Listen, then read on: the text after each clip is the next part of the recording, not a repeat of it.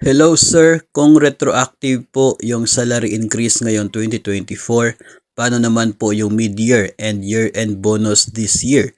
Di ba po equivalent to 1 month salary yun? So yun na nga, since effective January 2024, ito pong pagtaas ng sahod through the Executive Order number 64, ang mangyayari niyan, yung eligible na sahod natin sa ngayon ay nakabase na doon sa table ng first tranche ng salary increase o first tranche na nasa Executive Order number 64. So mas mataas na dapat yung sahod natin ngayon compared sa actual na tinanggap po natin. So mas mataas na po yung deserve eligible amount of mid-year bonus and year-end bonus natin. Kaya nga po nagkakaroon ng ito pong differential sa sahod doon po sa January hanggang sa buwan before sa actual implementation. No? If may implement yun ng September, then yung salary differential is from January to August. Included po sa differential na yan ay mayroon din pong separate differential for the mid-year bonus.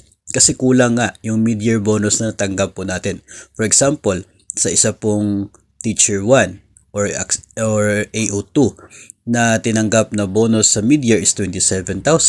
Pero yung sahod nyo na ngayon ay nasa 28,512 na.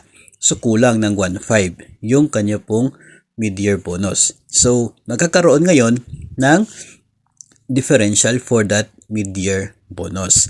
So yung year-end bonus, pwede po nawala ng differential yun kung may implement na yung tamang sahod, yung nakapaloob sa EO64 na sahod before the November, no? Before the release of the year-end bonus. Mahaba pa naman yung panahon, so may chance po na yung tama na talaga na halaga ng year-end bonus yung maibibigay by November.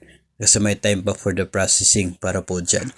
So, we will be expecting for the salary differential from January to the month before the actual implementation ng tamang sahod, as well as for the differential doon po sa atin pong mid-year bonus na natanggap noon pong buwan ng Mayo.